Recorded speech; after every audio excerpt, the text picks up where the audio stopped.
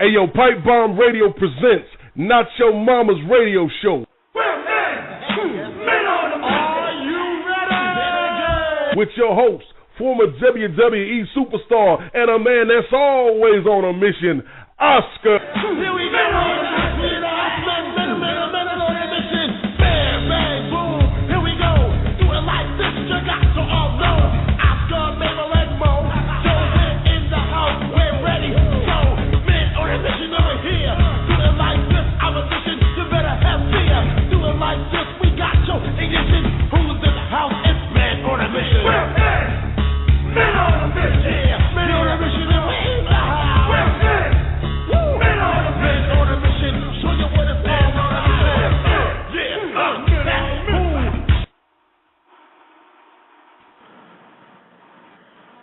And we are live now with Not Your Mama's Radio. There you go, Oscar. Fire away, man. Yo, what's happening, Felix? I'm doing good. How you doing? I'm all right. How's everything going? You know, I've been very much looking forward to your debut and the discussions they're going to be having tonight. I think it's going to make for a very interesting night tonight. Yeah, I am really hoping so. First of all, I want to say thanks to my former network, the people who know good wrestling, Sean, Miller, and Chris Cleats. They jump-started the program, Mom Radio, Not Your Mama's Radio show. They made some other moves with the network. I wish them well. That being said, I'd like to thank my brand new network, Felix Almedo, Austin Porsche. Is that how you say his name, Porsche? That works. Yeah, that works. I don't want it to work. I want to call a guy by his name. How you know what? No, that is his name. I'm just giving you a hard time. oh, you just give me a hard time? Austin Porsche or Porsche? No, Porsche. Austin Porsche, Felix Almedo, Pipe Bomb Radio. I am glad to be here. We have sketched out another direction for the show. I got some brand new network mentors, a lot of good ideas, a lot of good stuff coming up, and I'm glad to be on the Pipe Bomb Radio Network. Pipe Bomb, here we go.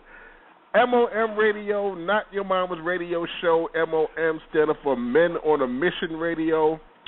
Bobby Horn, Mo, myself, Oscar, and the late, great Big Daddy V, Mabel, Love Machine, Nelson Frazier, all men on a mission, all former WWE superstars that make up Men on a Mission, and without those boys, this would not be possible. Now, let's get it rolling. Now, tonight, we are going to have an explosive first show. Austin was kind of quick in his boots because, he wanted me to start the show off with a big giant name and, kind of do it, like I did it about a month ago when I started off. But no, Austin, I hope you're listening because, buddy, don't worry. We're going to have a lot of big names. We're going to have a lot of roller coaster rides. It's going to be a carnival. But tonight we got business to take care of. The state of the business. I mean, the business is really kind of wild now, kind of rocky, kind of going left. So I'm thinking that I put a few good minds together. Maybe Vince McMahon will get a wind of what we're talking about, and maybe we can help out. The state of wrestling, to me, in my humble opinion, is in real trouble right now. So we are going to have a panel of podcast and wrestling experts on tonight. Hopefully a pretty big panel. We are going to have a moderated discussion, and we're going to put our heads together, and over the next hour, hour and a half, 2 hours, however long it's going to be, maybe we can come up with some solutions, and maybe wrestling can get back on track. So it should be pretty interesting, it should be pretty good, and it should be a whole lot of fun. Speaking of the WWE, let me tell you why I love this company. Not because I used to be a part of it or anything like that. It's because if you are a radio guy or a wrestling magazine person or you got a wrestling TV show or if you're just a fan, the WWE is what I call the gift that keeps on giving simply because it keeps us talking. You can, from day to day, and I'm not just talking about the program, I'm talking about the company in itself, the information that's leaked, the things they want to do, and for us who are alumni of the company, the things that they are constantly coming up with that just make me giggle, make me say, or whatever the case may be. That's the number. For example, when you're a WWE superstar, WWE wrestler, manager, whatever you want to call it, there are certain things that survive your contract, whether it's 20 years later or whatever the case may be. Certain things that they're going to do for you, no matter what. Now, one of the things that they do is you get residual royalties from products that are still being sold that have your likeness, i.e. T-shirts, baseball cards. When you are on DVDs from your previous matches, whatever, you get a cut. Not a big cut, a minuscule cut, but a cut nonetheless. Now, another thing that they did, and this always goes true to my heart, is some years ago they sent us all a letter saying that if you were ever a talent member of the company, you ever had a problem, you ever had like drug addiction, depression, or anything like that, we're going to pay for you to go to a treatment center, get counseling, or whatever the case may be. And over the years, you have had some former superstars that took advantage of this. Now, from what I understand, they send you to some place like Passages Malibu, someplace real posh, someplace real glitzy, someplace like that where you can pretty much take your crack-addicted ass and you can go and you can have you a vacation and get the help you need, and the WWE pays for that. The reason why I'm bringing this up is because as of late, they have come up with another one of these favors or another one of these gifts that they're giving us former talent. There's a letter circulating around now that just recently, this is just over the last couple of days, matter of fact, I just heard about this yesterday, where they are offering us former talent guys financial consultations, debt consolidation, and the way I get it, the way it was told to me, is they're going to give us $5,000 per semester to go back to college. I love that idea. $5,000 to go back to college per semester if we choose to go. Now, this is exciting. This would be exciting for me maybe 20 years ago when I just left the company. I was in my late 20s and going back to school to get a trade or anything like that would have been fantastic. But at 51 years old, if I went back to college today, I think I would be like Rodney Dangerfield was in Back to School, the world's oldest living freshman. So I don't know if college for me right now is going to do much good.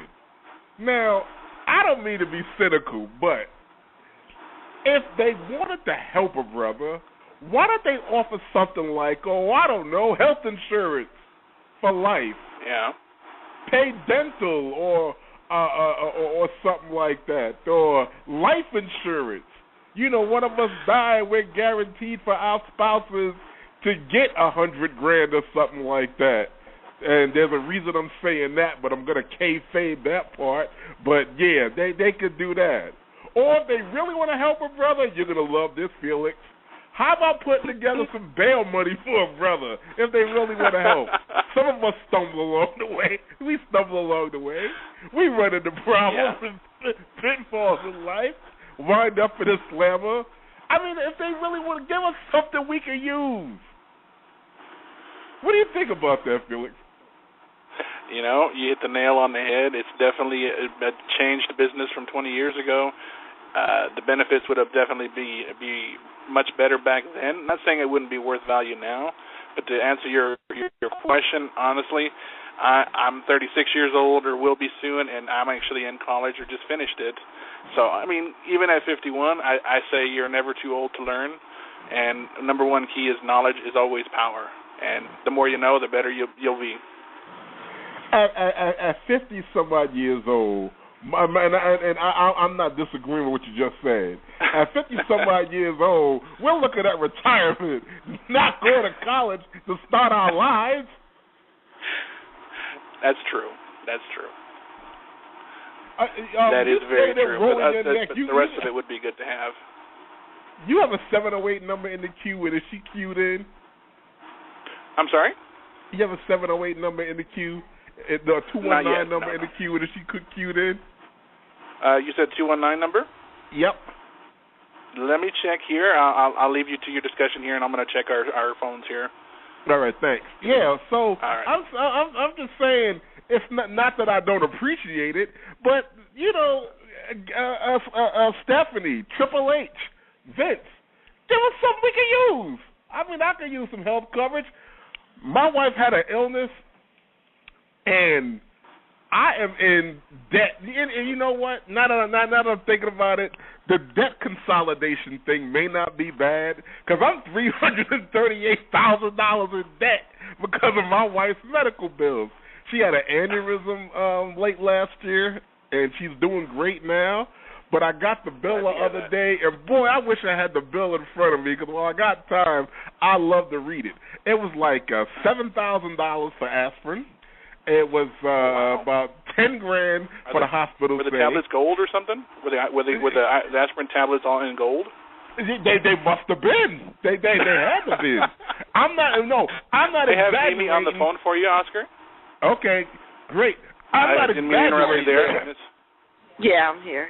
I'm not exaggerating when I'm telling you this bill came and it was $300. She had to have a helicopter. She had a helicopter ride from. And it was a serious thing that day. Don't get me wrong. She's doing great now, so I can joke about it. But she had to take a medevac helicopter from Portage, Indiana, to Chicago.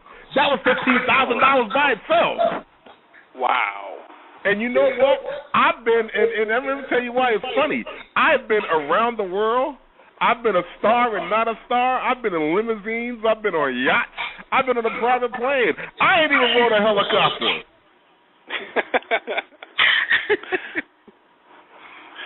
Sounding like it is, folks.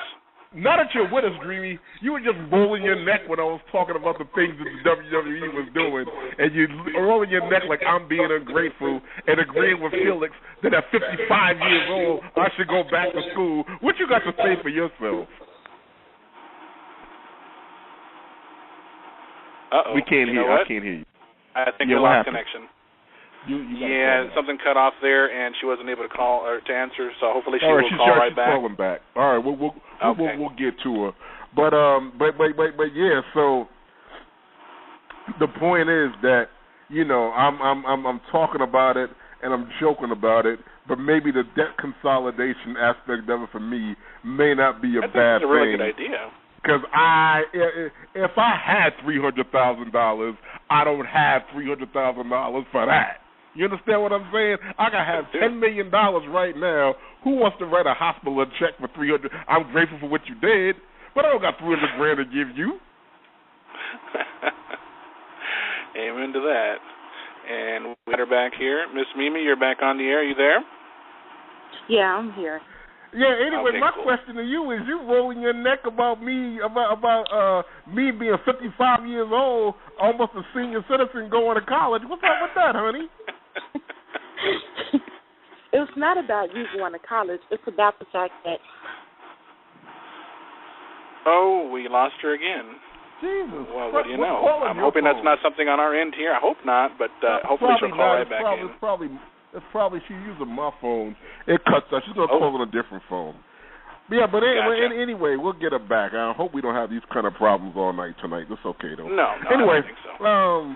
Anyway, we'll get back to her to make her point. Anyway, shifting gears, tonight we're going to have a great discussion about WWE, the state of the business. You know, one of the first things that and this happened last minute.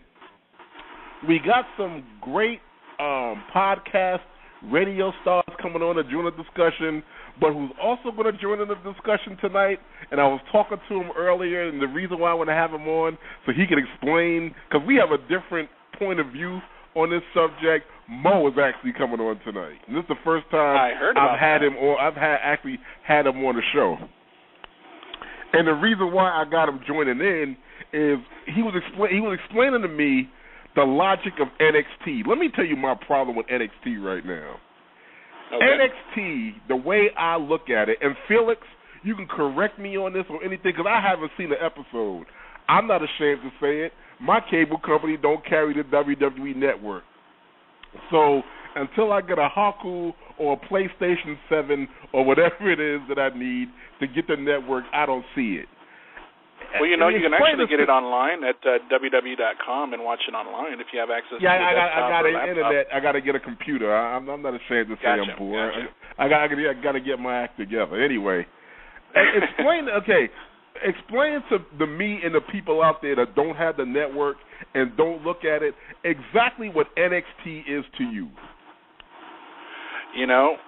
For me, it's to broadcast out the new generation of stars, since there's no territory days, there's no WCW, there's no EC, there's no places for these guys to go and train. So Triple H decided to recreate the brand and make it into something where he can build stars. And some of those stars have actually been able to move on to the main roster. So it's definitely like the minor leagues, so to speak, of the WWE. Okay, that answers my question. So what you're saying to me is it's like WWE college. Is that correct? That's a really good way to look at it. I could definitely say that. Okay, so would you believe a basketball game where Georgetown went and beat the Miami Heat, and then they went on to beat the Lakers, and then 2 weeks later they beat the Knicks, and they had a blowout against the Grizzlies? Would that be believable to you on television? Depending on the circumstances, it's a possibility. I'll be honest with you, I don't follow basketball 100%, but if there was reasons behind the victory, if there was just whatever reason, something or another, then yeah, I could see it. You could see it? Okay, absolutely. Well, I'm glad to hear you say that because I couldn't see it unless the fix was in. There's no way that I could see. As good as these college teams are, they're college teams and then they're the pros. So my question is, if NXT is the training ground for WWE, the minor leagues, as you just put it, and I'm glad you put it that way, how is it that these minor leaguers are coming in and they're beating these seasoned 10, 15, and 20-year professionals as soon as they come on television, and I'm supposed to sit there and say, oh, that makes sense? Prime example, Paige is the WWE Divas champion. How you think the Divas are feeling back there? Even Marie was on Total Divas the other day. She was bragging. She was like, oh, I was only in developmental for a weekend, and then next thing I know, I'm here on the main roster. I'm here in WWE. And Rusev comes out of WWE, destroying Big E and everything else put in his way. And my latest favorite, they're saying this. This is some of the inside information from the WWE app. Luke Harper and Eric Rowan, who to me look poised to take the belts easily from the Usos, the way they're just running over everybody, are not going to get the belts. But two guys from NXT, the champions at NXT right now, are the ones that are going to dethrone the Usos. But I'm supposed to buy this as a fan. What do you think?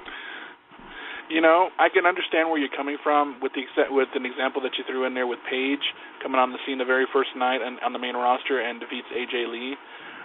And then she's automatically the Divas champion going through all these other the vet girls that are there. It doesn't seem believable to a lot. It really doesn't. Some of the other guys beating the bigger names, for instance, Bray Wyatt going over on Cena. Some would like to believe it, some may not. But I have a feeling they're doing that for a reason, to definitely groom these guys to be main eventers as these other the veterans tend to wind down their careers. Because, Cena's been on top for 12 years. You're almost going to guarantee that he's going to start to wind down here in the next few years, I would think. And that way they groom this next generation to take over. Let me tell you that is only part of the problem that I see. Let me tell you what the big picture is and this is what history has shown me when it comes to the WWE. When you are a talent and you are not developed on the main roster, which means you don't go in paying your dues, doing jobs, putting people over, and you build characters up, when you let them come in destroying everything and you going over every night, in 6 months to a year's time, there's no place else for you to go. Take Ryback, for instance. Ryback should be one of the biggest stars on the roster right now because of his size. He has adequate in-ring skills, and he has a character. But because he came out beating everybody in his path, headlining every pay-per-view the first 8 months that he was there, he's a mid-card guy now in Ryback with Curtis Axel. And that's just one example. Example. See, back years ago, and this is one of the things that I got an excellent question when the panel gets together in a few minutes. I got an excellent question along these lines. You know, what does that say? You know, it was, and I told a story not too long ago.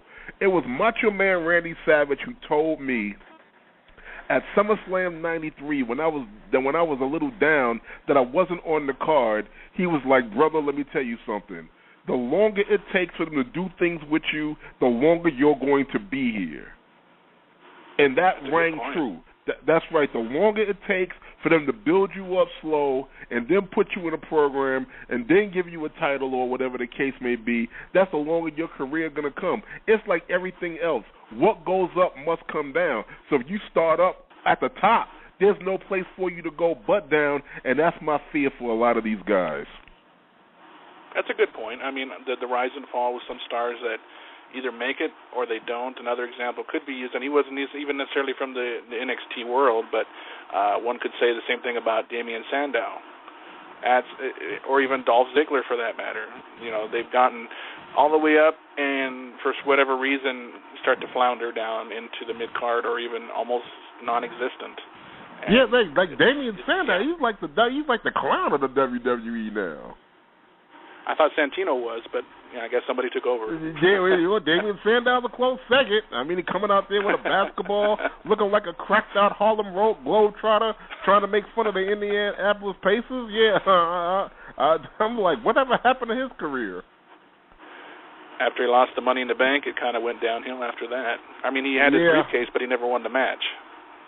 Yeah, exactly. And you know, it's another thing that I wanted to mention is the fact that, you know, you got you know, let me ask you a question because I'm gonna ask the panelists later. You can get.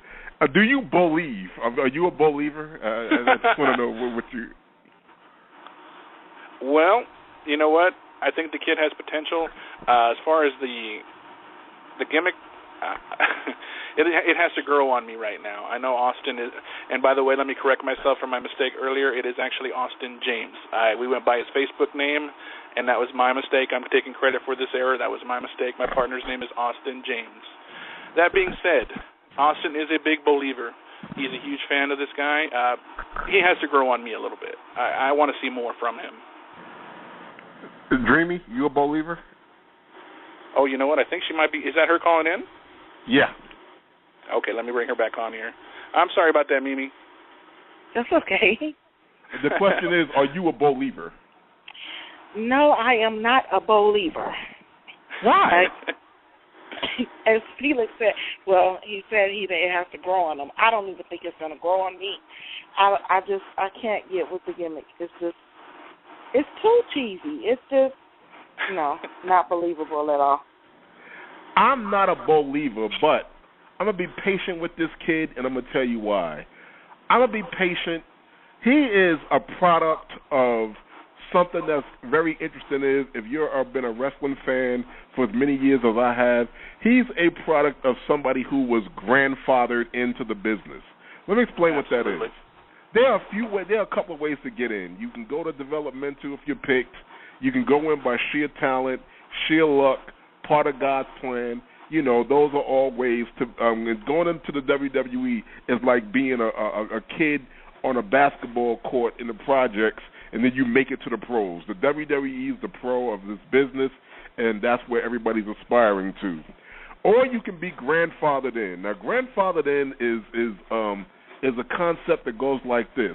It's a family lineage. The Usos, their father was Rikishi,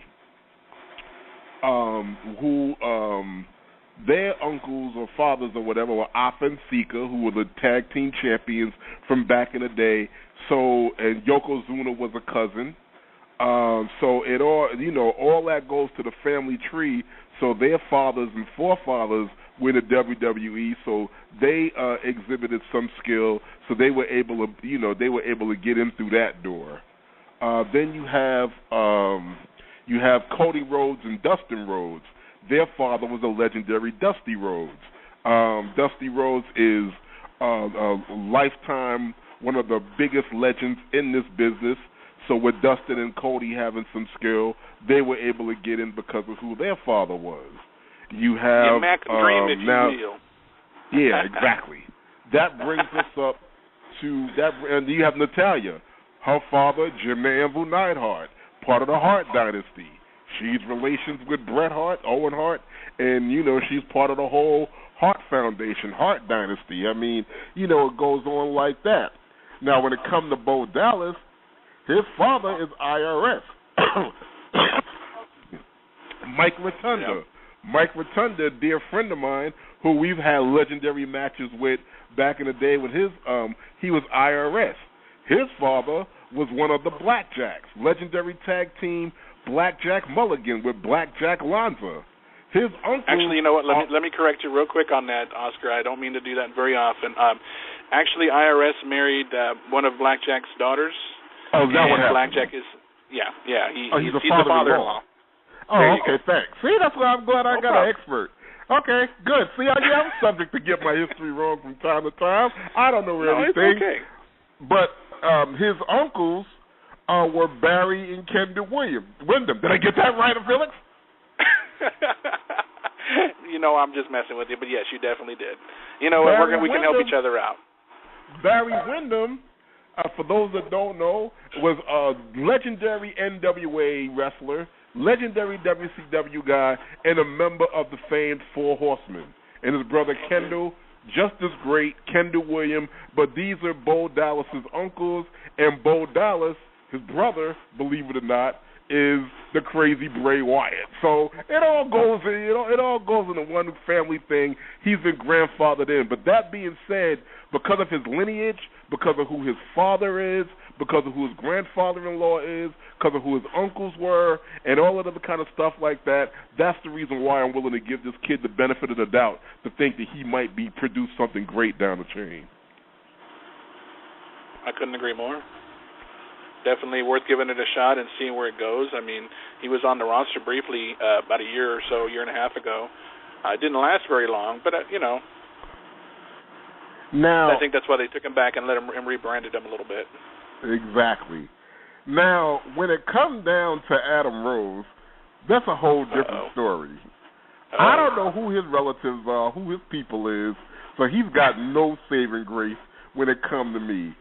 Sashaying to the ring with all those costume weirdos with a lollipop in his mouth, floating to the ring on a cloud, and then, beating the likes of a seasoned Jack Swagger, I'm not buying that at all. So you're not a rosebud, you're a lemon? What grown-ass man gonna call himself a rosebud? Oh, I thought that was just too funny. Yeah, that's a little corny, I agree, but it was pretty funny. I mean, but seriously, come on now. We all grown-ass men. Don't be a lemon, be a rosebud. You could have said, you could call us Hard Rocks or something like that. But who's gonna pattern themselves after you? I stopped fucking lollipops when I was 13 years old, first of all.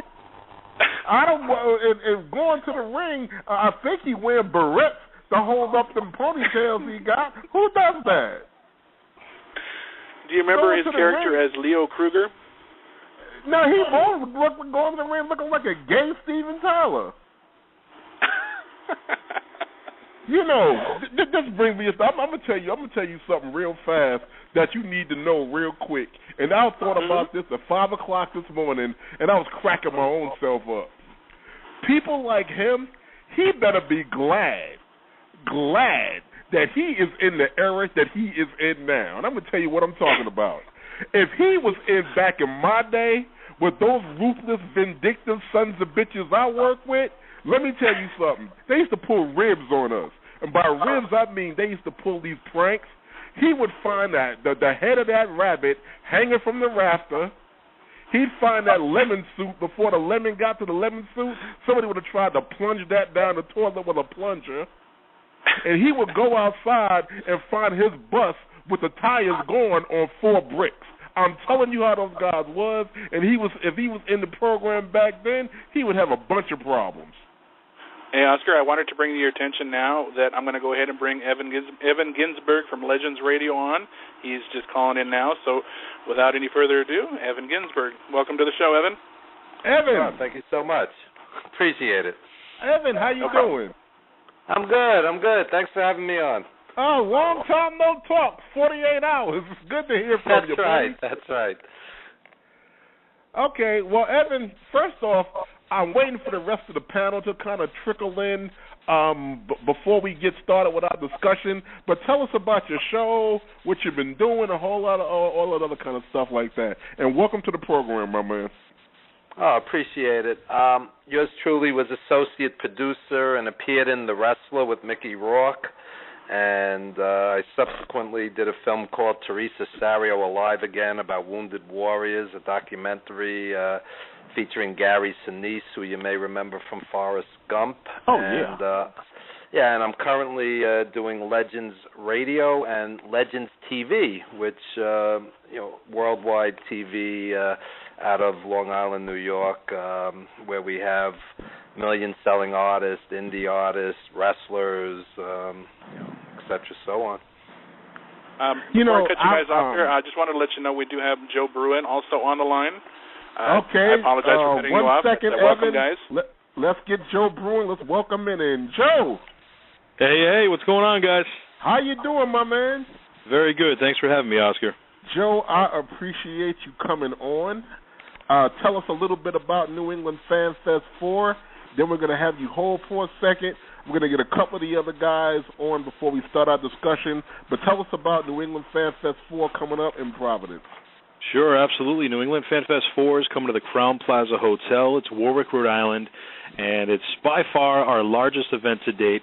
You can purchase all the tickets right at the door or in advance at our website, nepwhof.weebly.com. You're going to be there, obviously, along with Sir Mo, Men on a Mission, in the house, making their return. Of course, the Bad Guy, Razor Ramon, Scott Hall, Big Papa Pump, Harley Race, Dory Funk Jr., Larry Zbyszko, a whole host of others. It's a who's who, and Evan Ginsberg himself will be there as well. Wow, yeah, that is going to be a great time. Evan, are you psyched about going to Providence? Absolutely, and Nicole Bass is coming with me from the Howard Stern Show, WWE, ECW, and she's a lot of fun, very outgoing, sweet, kind person, and it's going to be a lot of fun. 50 or so wrestlers, and it's kind of like wrestling heaven for old school fans, and wow. It should be great. All right, what we're going to do right now, we are going to go to Dreamy Mimi with the WWE report, and then we are going to start our discussion because it all ties in together. The WWE report. Come on, Dreamy, go ahead. This is your WWE report for the week of June 1st, 2014. It has been a week of shakeups in the WWE.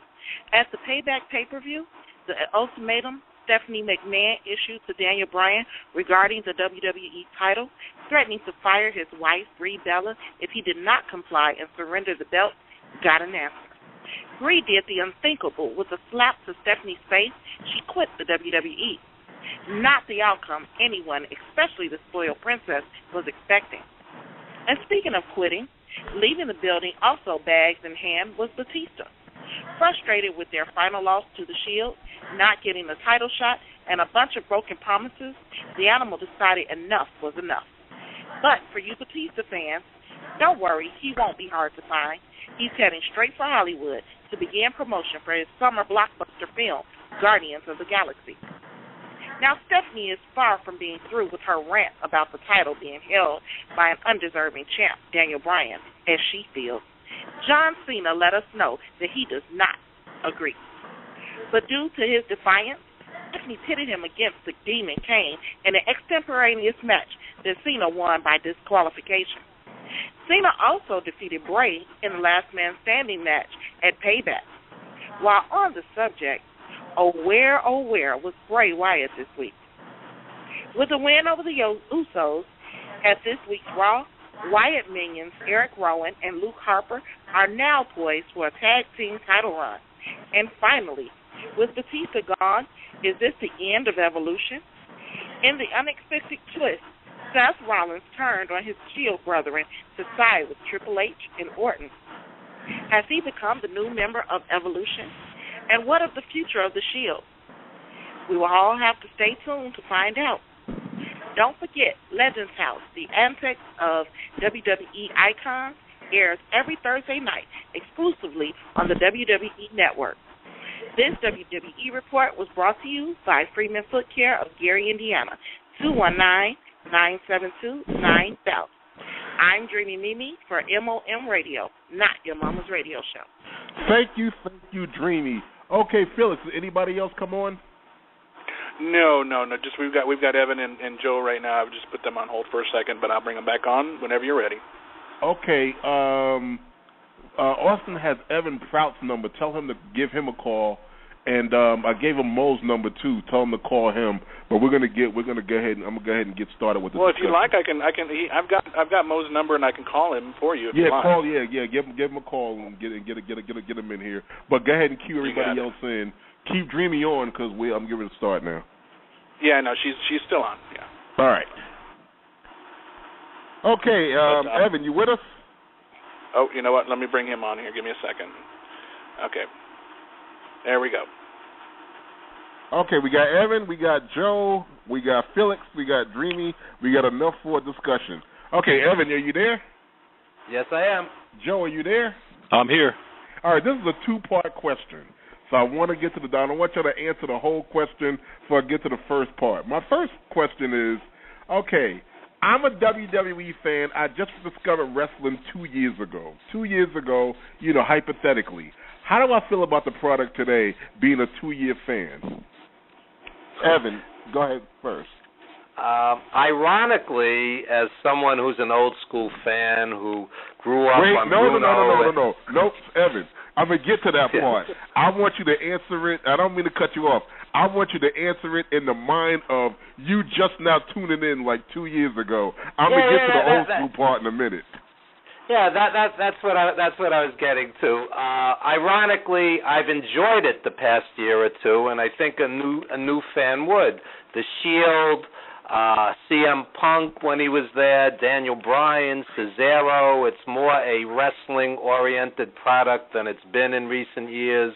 A lot of quality matches, a lot of feuds that are worth seeing, and I've been an outspoken critic of WWE, but the past year or two, it's really improved, and I think a new fan would say the same thing. It's enjoyable to watch for the most part. Okay, Joe, same question. Yeah, I'm going to have to agree with Evan on that. I mean, if you're coming in 2 years ago, you've got guys like Daniel Bryan on top, or the Big Build, I should say, and Cesaro and the Shield and the Wyatt family, and all these guys that have really made a huge impact in the wrestling business. And if you're just coming in as a wrestling fan or within the past 2 years, you don't know anything prior. You don't know the 80s. You don't know the 90s. So this is their 80s. This is their 90s. And I think it's a perfect time to get in with all the new faces and, like Evan said, some great feuds and some really great matches. I think we've been lucky. It's almost turning into more of an ROH-style feel in a lot of the matches anyway. These guys were from ROH, a lot of them. Right, exactly. Okay. Dreamy, you really are a recent wrestling fan. What do you think of the product the way it is now? Well, of course, I love it. I'm entertained every week. I tune in every week. I don't miss it. So I like they said, by being a new fan, I love it. Okay, now, second part to the question. Joe and Evan, get ready because I know y'all going to have fun with this one. You were there when George Hackenschmidt won the title. You were there when the Grand Wizard of Wrestling had a stable, and you were there when George the Animal Steel was the man, and you were there for Dusty Rhodes. You were there when the Four Horsemen were riding on private jets. You were there when Stone Cold Steve Austin said, hell yeah, and when The Rock was smelling what The Rock was cooking. You was there when Bob Backlund won the title. You were there when Hulk Hogan and Randy Savage were the mega powers. And you're there today. How do you feel, Evan? Go. How do I feel about all of that? How do you feel about all of that? You go through all of that, and now you're looking at it as an old fan who's been there throughout the turn of the century, throughout everything. Now you're looking at it compared to the product today. Well, it takes a lot to impress me. I'm jaded. I've been going literally for 40 years. I've been going since Nikolai and Blassie wrestled Bruno and Strongbow, June of 1974 at the Garden. Right. So it takes a lot to impress me. But when I saw the Shield against Evolution on those pay-per-views, I'm like, wow, this is great. And ironically, they're doing moves that the old school guys could never have dreamed of. So, as jaded as I am, and it takes a lot to impress me, I have to admit that I'm enjoying some, and on many occasions, a lot of what I'm seeing. I don't like when it gets too cartoonish. The promos are very scripted and stilted, but for the most part, it's an enjoyable product to watch, and what you don't enjoy watching, you TiVo through it. Joe? There's been a lot of progression over the years, and looking back at the 80s, you still had the goofy stuff there as well, whether it be TNT or primetime wrestling and stuff like that. And like Evan said, you can pick and choose what you want to watch, and really it's I think that it's still just as good in its own way. You have to change, you have to update, you have to make the adjustments needed to stay alive. You can't be going with the same product, you can't be going with the same stuff. So I really think that it's in a fine direction. I think it's doing well. Okay. Felix, any new blood on the line yet? Okay, we lost Felix. Sorry about that. No, I just got off the phone with Mo, and he should be calling in here shortly. Okay. The Shield breakup, too soon, Felix?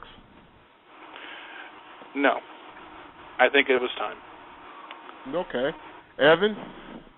I think it was way too soon. They were sizzling hot. They were on top. They were main eventing pay-per-views, which is unusual for a tag team. Usually the world champion is on top.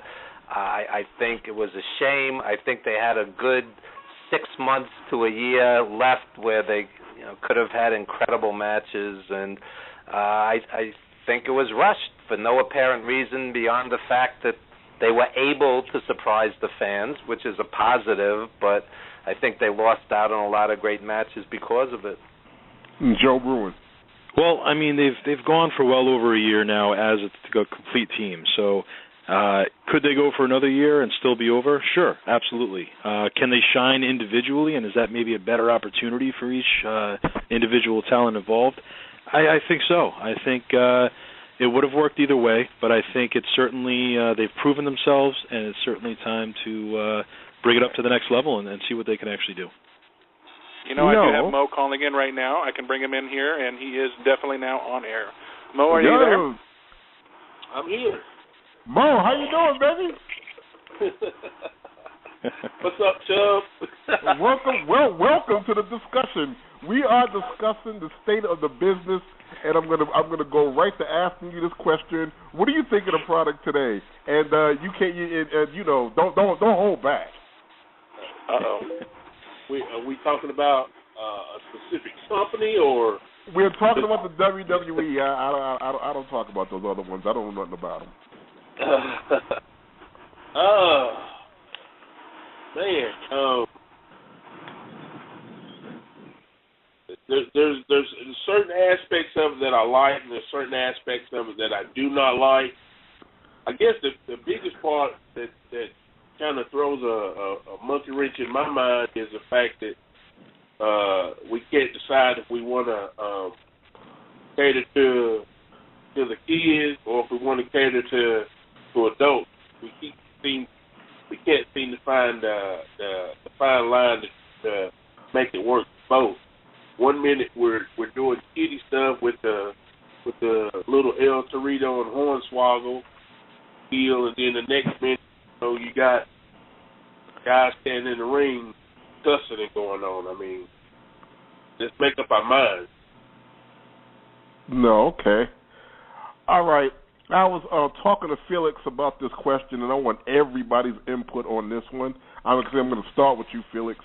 I asked you earlier, my whole thing is NXT, the training ground, and me and Mo was talking about this earlier. That's actually why I really had him call it in, because he was trying to explain it to me to make sense out of it. So, Mo, I'm going to get back to you. I'm going to let you answer last. NXT coming in, the guys coming in, Paige. There are rumors that the NXT champions are going to dethrone the Usos. I'm not buying it. To me, it's like Georgetown or Duke beating the Miami Heat and the Knicks, and you got NXT guys coming in, and they're coming in dominating seasoned WWE guys that have 10, 15, 20 years experience. Does that make sense, and is that what's best for business? Felix, you can go first. As we were discussing this earlier, my view on it is definitely good, and I say because it's good because it can help start to groom future stars. I mean, obviously it's not going to come off as believable if they're going to come in and go over on such established stars, but in a way I believe it's a smart move to do that, to get them started and get the ball rolling for them. But that's my view on it. Okay, Evan. I really don't follow next too closely, so I'm really not qualified to answer, to be honest. Yeah, I don't follow it either. But what I'm saying is, does it? I mean, you know what it is and everything like that. You see him coming in. You see him putting, seasoned professionals over. Does it make sense to you? I think the tradition in wrestling for probably 100 years is the veterans help the next generation and put them over, and I think it needs to continue. I think when a Randy Orton, who's been on top forever, or the Big Show or Kane puts over a younger guy, it gives them the rub, it gives them credibility, and I don't see anything really wrong with it. Pushing the same guys for 20 years, just stale as could be, and it's good to see younger guys, new blood getting a shot, and I think that's why with the Usos and the Shield and the Wyatts, it feels fresh again, and it hasn't for the longest time. So bring up the next guys, and I saw some of those guys in Ring of Honor, like Sami Zayn, and these guys are great. Yeah. Okay, Joe, there's not an NXT guy going into the New England Wrestling Hall of Fame this year and next. So what do you think about all this? I think it's great. I think it's a great opportunity. I follow NXT. I don't miss an episode. Really big fan. It's comparable to an ROH or what TNA was when it started, and it's really a great opportunity, I think, like they said, to bring in the new talent, and it's really something that, half of the roster, if you think about it, that's currently on WWE television are from NXT within the past 3 to 4 years. So, yeah, it's certainly time to get the next group in and, maybe not to start, beating everybody out of nowhere, but build them up and get them on television and really make a name for themselves, because we need to start creating some big names, because it's not going to be much longer that you're going to see a Randy Orton and a John Cena and a Triple H. I mean, how long can they go with injuries and age? Sir Mo, you explained this to me earlier, but regale us all with your opinion about this, please. Well, this is a totally different mindset than they had back in the 90s. For example, whenever they brought somebody new in that people didn't know, they did it by way of vignettes. I mean, they flood TVs with vignettes and then you waited for their debut. With the fact that they've got the NXT organization there in Florida, they're killing two birds with one stone. Number one, they're developing the talent there in Florida. Number two, they're putting them on TV in positions, and if they're doing it correctly, you don't just come in from NXT and go to WWE. Sure, you go in and you beat somebody or whatever, and that's okay. It's just the way that they set it up, and the way that they do the finish.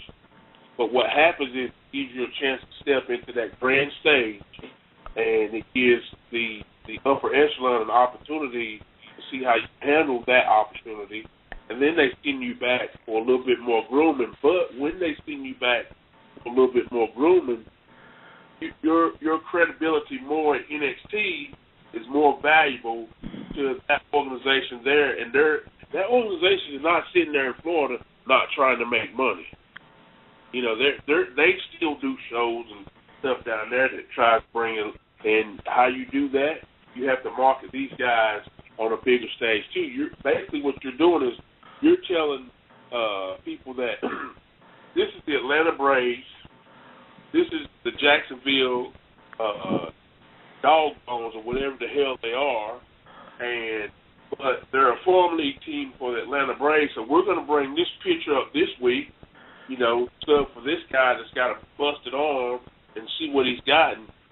You're not going to bring up somebody that can't perform. You understand? They're not going to take the chance of having the NXT Tag Team Champions come up and wrestle the Usos if those guys can't perform. And they're not going to just put them over if it's going to harm the Usos. The Usos by no means are on their way out. And for anybody to think that if NXT comes in and those guys go over on the Usos, no, those guys are still getting groomed themselves. It's all just a matter of how the thing is done. I mean, you don't just, like I said, I thought it was weird how they brought Paige in and put the women's belt on her, but I think a lot of that also is there's politics involved in all that. I mean, there's a lot of politics going on that we on the outside don't know about. So, I don't think it's a bad thing, to make a long story short, I don't think it's a bad thing. I think it's more of how they do it. It's not so much about giving the guys rub either, because when you give somebody a rub, that means you're bringing me on one of the TV shows that the big company has to offer. And then you put on Mike Page coming in. That's when you give somebody a rub. You don't give somebody a rub on Monday Night Raw. You can't give somebody a rub unless it's on the grand stage of Monday Night Raw, where it's been around for decades, not a place to get somebody to rub. Okay, Mo, speaking of politics, let me ask you a question. Everybody's going to love this. Jesus Christ. It was in 1994. Ludwig Borger sat me down and told me something that I could not believe. But when he told it to me, I was like, holy cow. He told me that the reason why the 1-2-3 kid ever got a job and the way he was groomed was he came in, Sean Waltman, doing jobs, and then all of a sudden he was the 1-2-3 kid and he was a big superstar. Ludwig Borger told me that the reason why that was because Vince wanted to show us all that he could take some scrawny kid or some kid that was skinny and make him a star so to keep everybody in line. Mo, is that what they're doing with NXT? Particularly, is that what they're doing with Paige in the Divas locker room? I think it's got something to do with it, of course. It has happened in the past. Oh, yeah. It has happened in the past. In fact, we were just coming to the company when all this was going on. Yep. And that exactly is what was being said. I mean, tell the big guys, hey, you can be 6'8", 350 pounds, but that don't mean that we gotta kiss your ass to make you stay or put up with your bullshit. We can make a superstar out of anybody. And I think that's exactly what spurred 1, 2, 3 Kid on. Okay. Now speaking of big guys, monsters, and everything like that, there's not a whole lot of it going on. Felix, we're going to go back around the table again and ask the question: should they go back to a diversity of characters or characteristics or the look in the WWE, or should everybody just stay Hollywood? All the divas are cute and pretty. Most of the superstars are just cookie cutter, cut and Olympian gods. Is that making sense today as opposed to what went on back in the day when you had a diverse group of athletes? You know, as far as that goes, I would think that it would be best, in my opinion, to see that now as it was back then. Because, you know, I'll be honest, I was more of a fan of women that wrestled back then, like a Sherry Martel, like a Luna Vachon. You know, they were beautiful women, but they were double tough. The men, you know, they got in there and they left the business in the ring. You know, I've never claimed to be a pro wrestler, nor have I ever been. But as a fan, I would love to see that more today because it allowed them to build a story. It allowed them to tell a story as opposed to kind of throwing something together within 6 weeks or even 4 weeks, and we're supposed to buy into the story. And a lot of times it doesn't play out the way you would like it to or hope to. Okay, Evan, answer that question, because, see, Mo, he black and ugly as hell, but they don't have no more Mo's in WWE. What do you think of that? I think when everybody has a 6-pack of abs and looks like a fitness model, male or female, it's very boring. I grew up on guys like Ray Stevens and Dick Murdoch with big beer bellies, and these guys could work better than just about anybody in history. So I think it's good to have a variety, because it's just like walking down the street. You know, you have one guy and one huge guy in great condition. You have a lean guy in great condition. You have a guy who's totally out of shape. And when you sit in an arena, the fans are every shape, size, color, religion. You know, have something for everybody, of course. Look, you know what? Okay. Go ahead, Mo. Here's the thing, man. Here's the deal.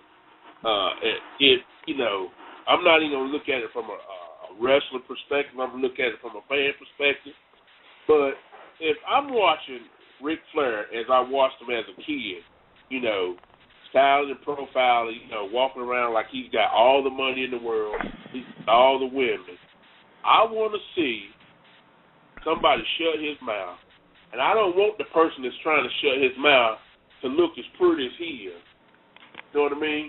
I want to see big toothless ass, big rugged redneck ass biker guy that look like he's been fighting in the back of the local bar every night to come in and beat his ass. You know what I mean? Okay. To me, that's believable. To me, I could buy that. To me, I would buy that. I can't buy Ric Flair in his prime looking as good as he looked. You know what I'm saying? Taking on John Cena. To me, that just looks like two muscle heads. Okay. I don't buy that. I wouldn't spend my money for that.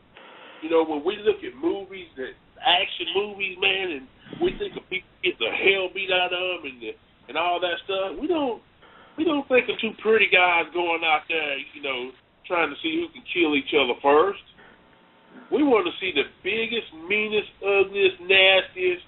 Give me like a half a dozen mean, ugly, nasty heels, and maybe 3 or 4 pretty boys. And you'll sell some tickets, man. Yeah, everybody on the show can't look like a movie star. There's just not enough place for that, man. And as far as the women part of it goes, I can understand in the past having all those pretty women because they were doing more photo shoots and they were doing really they were setting women up to go to the Playboy, and they was getting a lot of money off that, but they stopped that business. You know what I mean? So now I think they need to go back to the grassroots and get some women like a Sherry Martel or Bertha Faye. Keep 1 or 2 pretty girls around. Because that's going to be the thing when you get 3 or 4 of them ugly monsters coming there and beat the holy hell out of them. which is what I thought and was hoping would happen with Karma. But, you know, who am I? Dreamy, you're a woman. You want to see a big, musty, toothless dude beat up John Cena? Actually, I agree with Mo. It is more believable as a fan to, like you said, see a guy that, you know, look like he's been hanging out in the bar and come in and, you know, with the pretty boy. Right. Well, let me tell y'all what I think about my previous question about the NXT people coming in, beating everybody and all that. It's to me, it's like this. Is Georgetown going to go and beat the Miami Heat in the playoffs? Is Notre Dame going to shut out the Denver Broncos in the Super Bowl? I'll have to cut you off on that right there. It's disrespectful. That's what I think. It's disrespectful. No, it's not disrespectful. It's disrespectful. I don't care what you say. It's disrespectful. Okay. I know it's your radio show, but guess what? Shut up. You're wrong. The bottom line is you can't use the college NBA thing as an analogy here. It will not fit because unless somebody in college or unless somebody in the NBA is willing to admit that basketball is scripted like professional wrestling, it will not fit here. It's not about respect. It ain't, you know, we don't. Let's just tell it the way it really is. This business from behind the curtain is not about respect, man.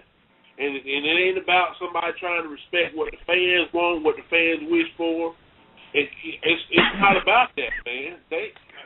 The powers that be do not care about 100% what the fans think or what they want. If that be the case, dude, you know, Daniel Bryan would have gotten tired a long time ago instead of getting it a month before having to go have neck surgery or something.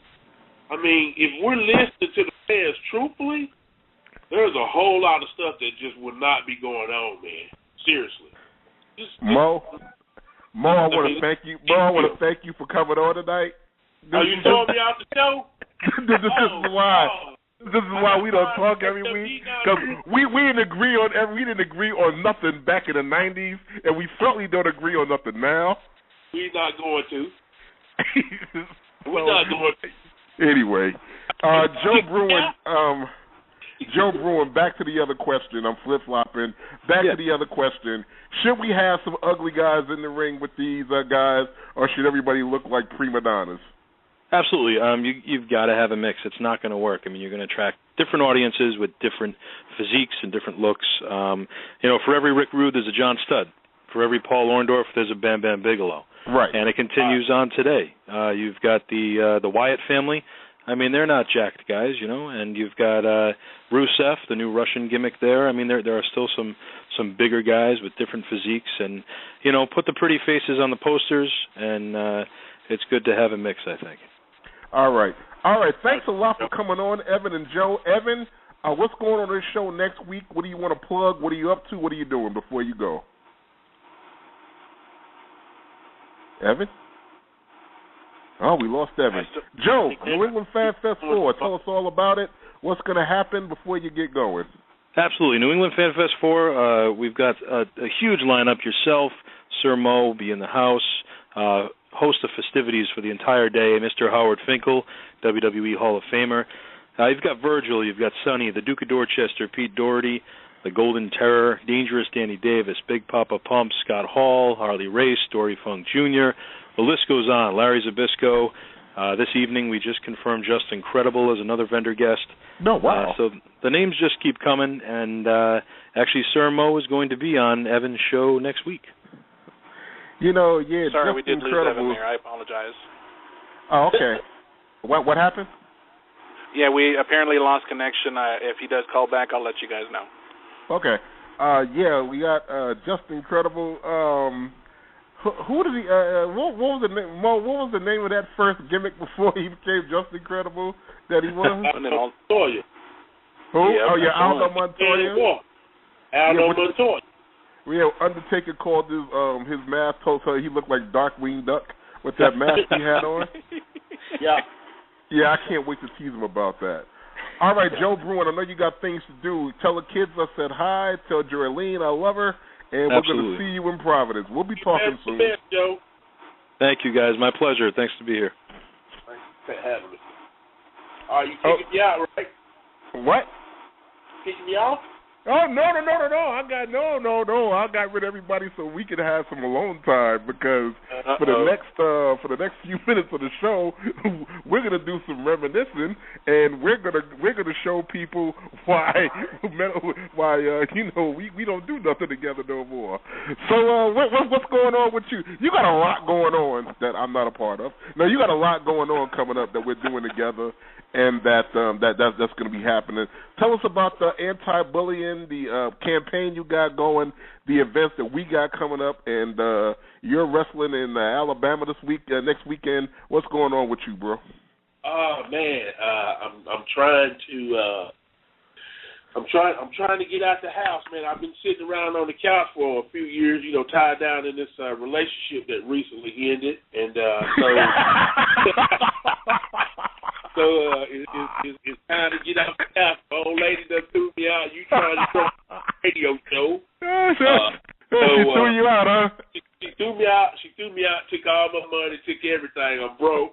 So I got to get out here and get my hustle on so I can make money to get this kidney transplant. So, but on a serious side, next weekend I'm in Daleville, Alabama for Southeastern Extreme Wrestling.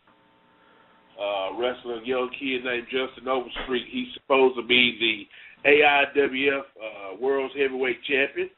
So I'm going to be facing him, and then the week after that, you and I both are in. We're at the Fan Fest 4, New England Hall of Fame Fan Fest 4. Just kind of hanging out, man. Just being a part to keep the face out there, letting the people know that being on a mission still lives.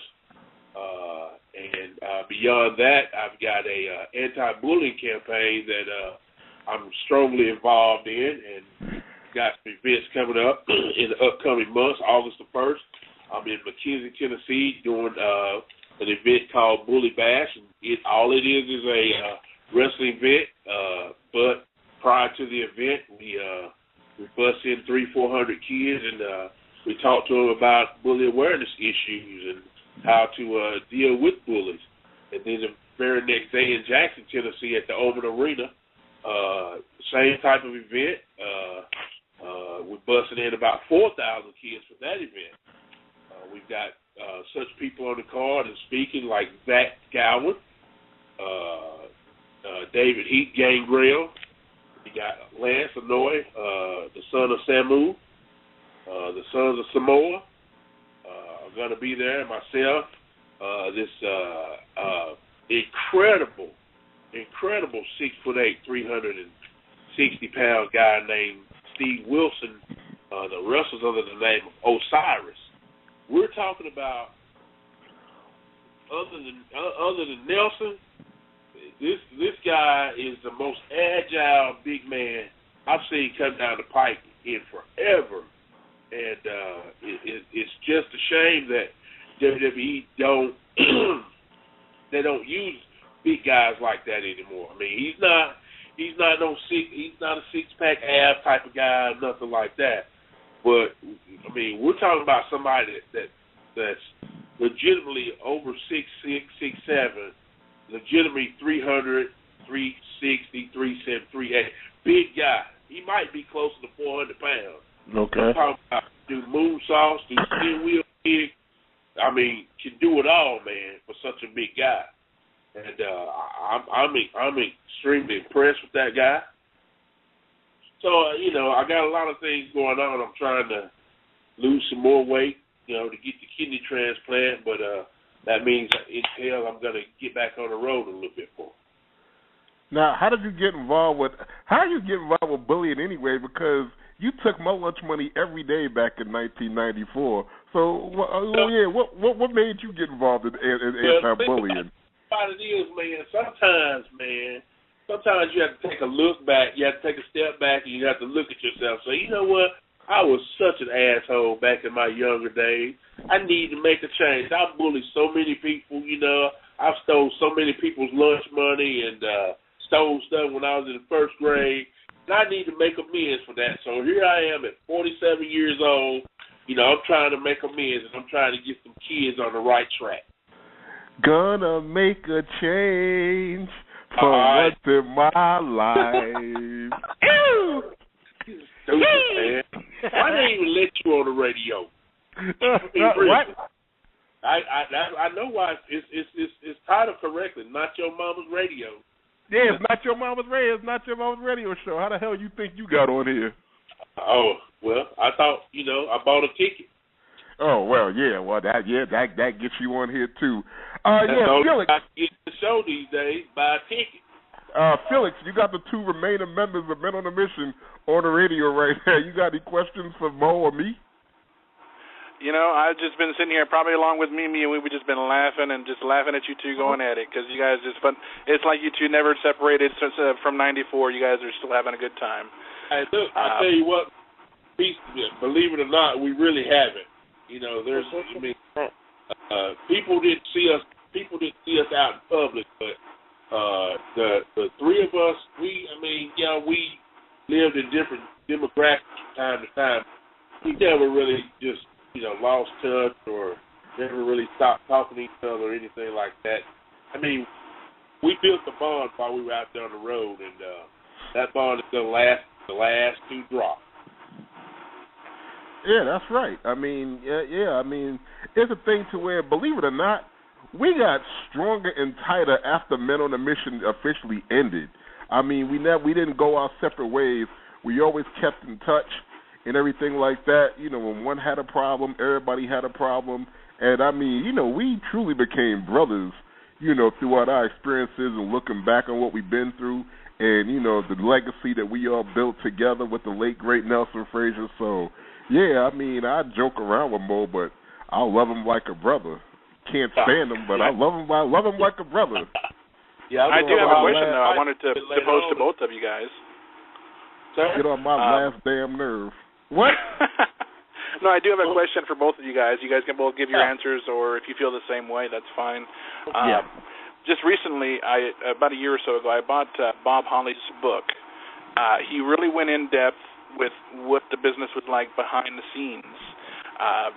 The craziness as far as who would be, as you guys talked about bullying, that definitely talked about a lot of bullying backstage, some of the bigger top name stars in people's ears, and my question in this case is, have you guys had the chance to read the book? And more or less, if you haven't, I mean, obviously there were people that were at the top, and I'm sure there were people at the bottom that were trying to get to the top, but the top people at that time wouldn't allow that.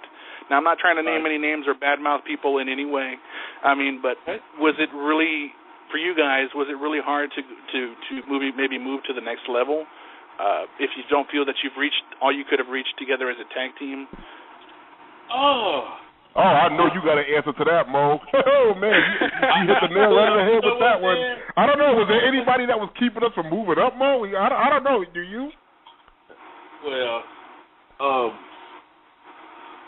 if you'd asked me that question, if you're asking in terms of Men on a Mission, okay, if you had asked me that question a year ago, I would have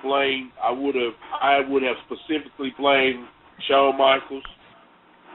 I would have specifically blamed several people. Shawn Michaels. I would have blamed Bam Bam Bigelow. I would have said these people, and there's a few more people that I could name. I would have named several people that I felt like had something to do with Men on a Mission not going any further than where we went. Mm-hmm. You could ask me that a year or so ago. The fact that you asked me that today, and I just put out just a little personally made DVD called The Real Deal, Story Behind Men on a Mission. So, oh wow. To answer you honestly, there was a lot of bullying going on. Oscar got bullied. Oscar got physically beat, stuff like that. But as far as Men on a Mission itself as a team, not get what they deserve. We didn't get what we deserve because of us. Understood.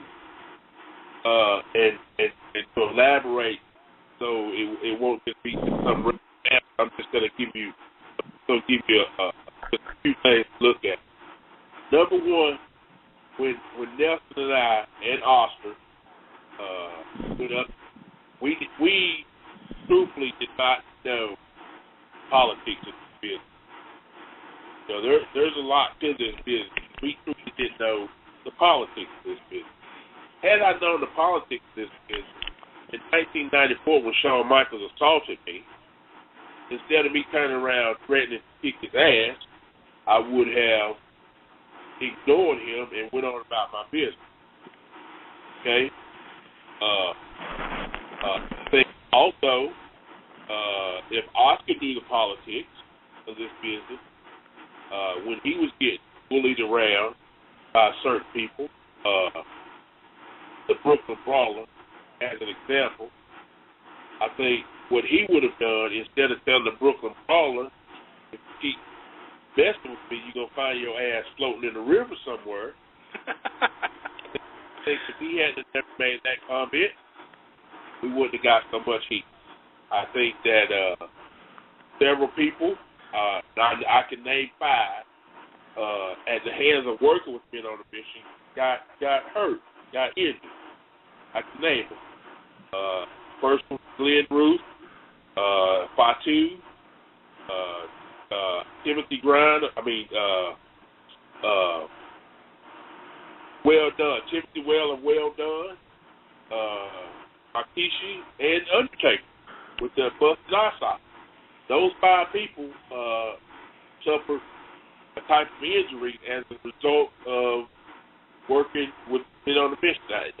And I say with men on the mission because we're a team, okay? Yeah. So those things there, the injury, the not knowing how to deal with the veterans that were, they were being bullies or whatever, but not knowing how to deal with that. We needed a mentor. Not knowing how to deal with that, and then other personal issues. Like I'll use this as an example, then I won't say anything. But let's just take this for example. You're Vince McMahon and you're J.J. Dillon, who's in charge of talent relations, and you've got this group of guys that you're planning to give a good push, right? Yeah. The only problem with giving them a good push is if you put the belt on them on Monday and you have to suspend one part of the team on Wednesday because they don't know how to stop or they won't stop smoking pot, right? Yeah. It's certainly going to prevent you from putting a title on somebody for a long period of time. It explained only 2 days overseas.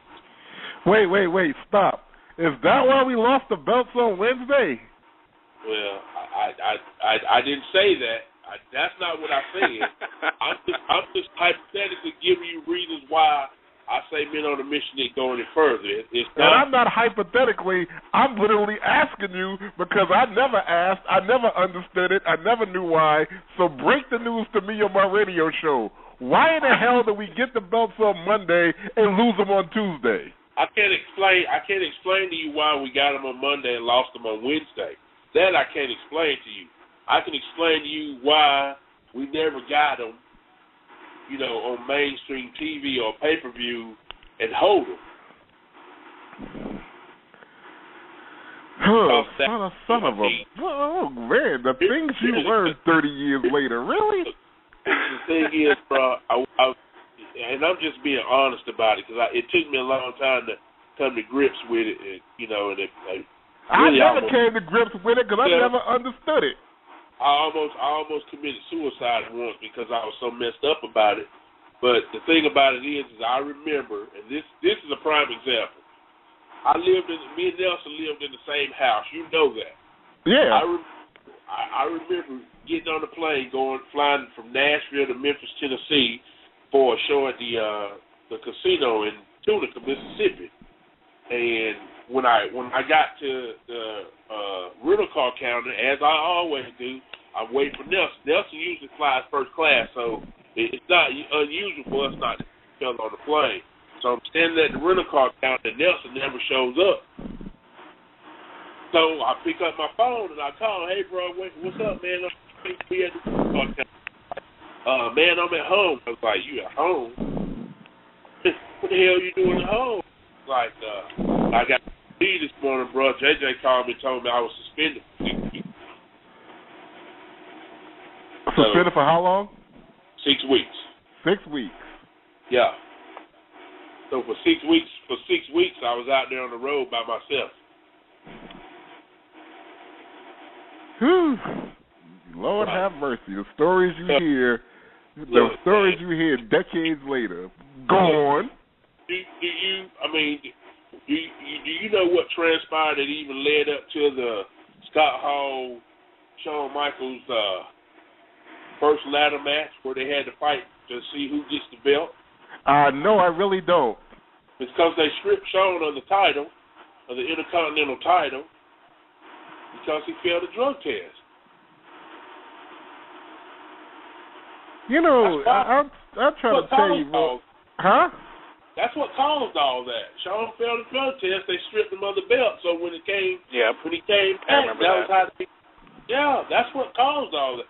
That whole situation, not to go too deep into it, but that whole situation is one of the reasons why Matt Bowen got fired. Well, yeah, no, that part, that much I know. I know Matt Bowen had a notorious drug problem, and that led to him being gone. No. Oh, whoa. No, I'm not saying that Matt Bowen got fired because of the drug situation. I'm saying that Matt Bowen got fired because of the situation that led up to the Shawn Michaels Scott Hall match. Well, what Matt Bowen had to do with it? Well, I heard something about this. When Nelson and I went in for our tryout, Matt Bowen, when it was going up to Scott Hall, was going to kick Scott Hall's ass. Supposedly, this is just supposedly, at a bar, Matt Bowen supposedly spiked Shawn Michaels' drinks, which is the reason why he supposedly failed the drug test.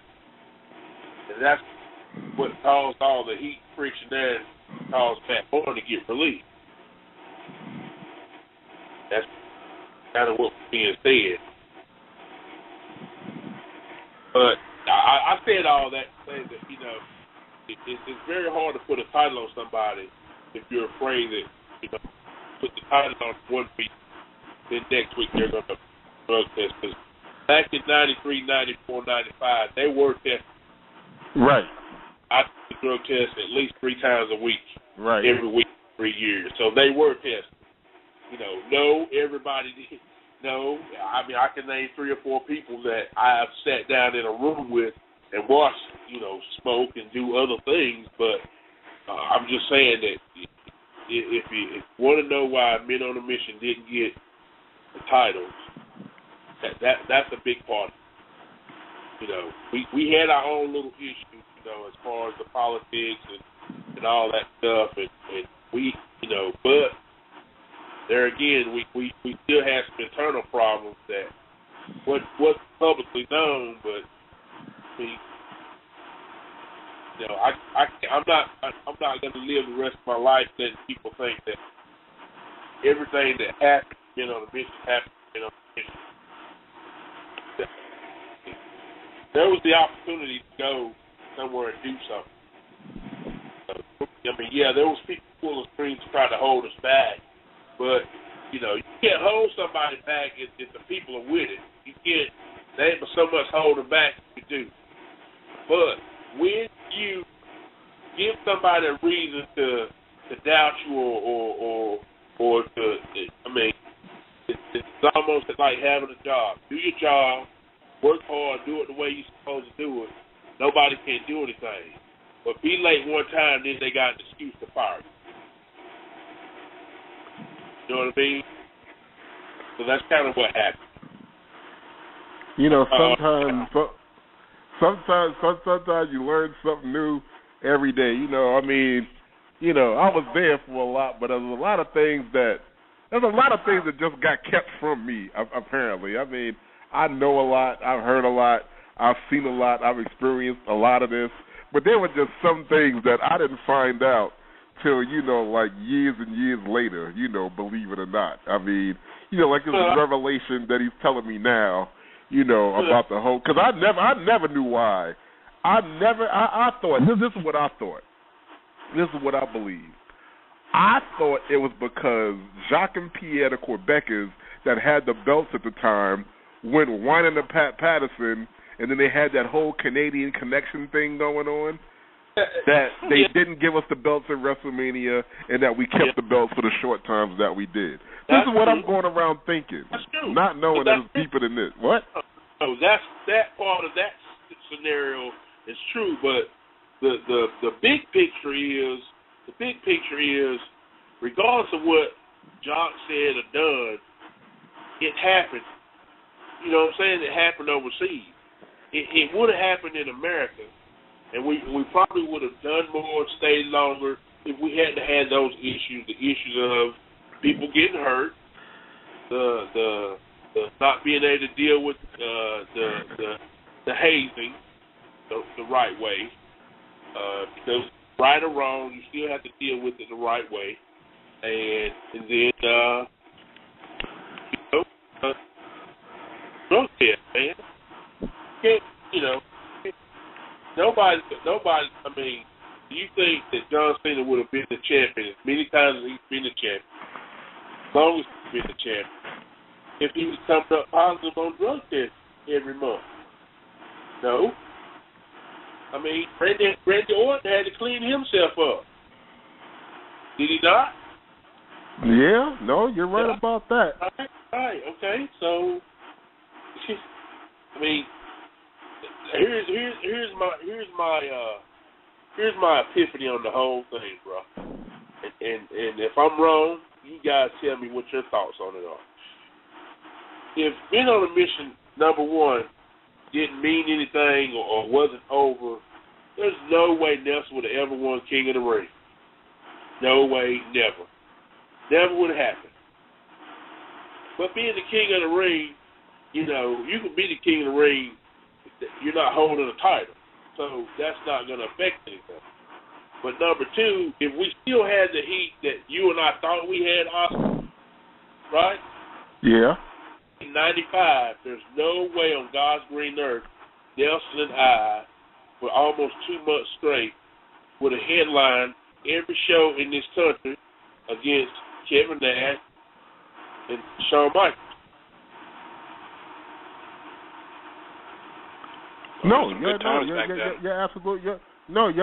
You're absolutely correct about that. Right. I mean, it's incredible that you guys went on the headline things and do that after I left, which was a testament to my management, to some of the blogs and dirt sheets and all that kind of stuff like that. But that's a different story.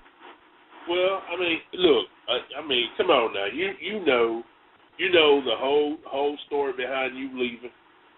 I don't know if the people know it or not, but it had nothing to do. I mean, it had everything in the world to do with politics. I mean, it had everything in the world to do with politics. This is when the show was going to get interesting because, it was political, but the fact of the matter is this, and this is when, and I love you, but I'm going to say it, and I'm going to say it publicly, and we can go at it for a few minutes if you want to. Ever since we started, what did you and Nelson want more than anything on the planet? You two wanted to be heels. I did not. We were over as baby faces. We had the whole rap gimmick going. It was a positive thing. We should have kept it a whole lot longer.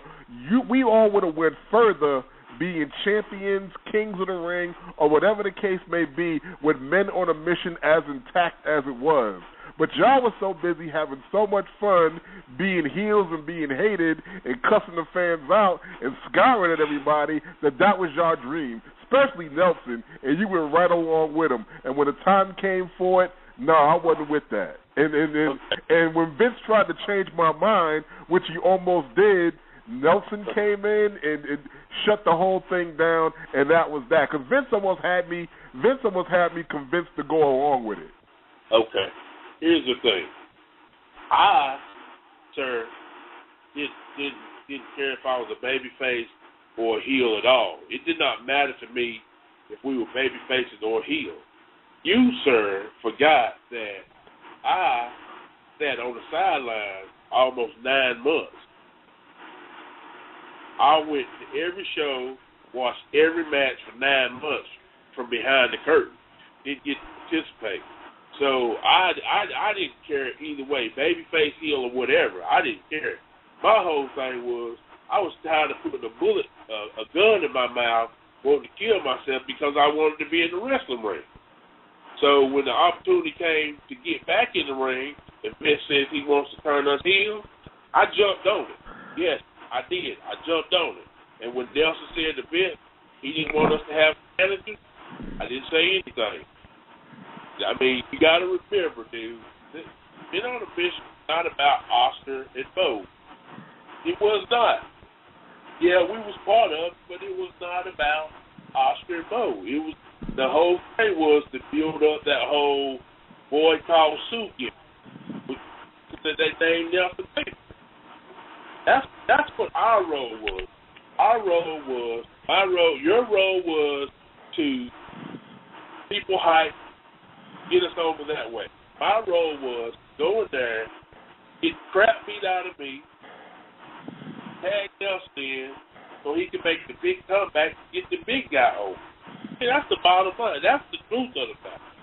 You know, there's no need to sugarcoat. There's no need to try to make ourselves feel any better or any worse about it. I mean, that is what our role was, and I did what I was supposed to do. Okay. Dreamy, you listening in? Do you have any questions about this whole thing? No, I'm just listening. Okay. We're having fun. We're having fun listening here. Okay. Now, you have any other questions? Because we just almost forgot y'all was on the phone. It's just like we having a discussion in our living room about the whole thing, forgetting that this is gonna be archived and the world is gonna hear this.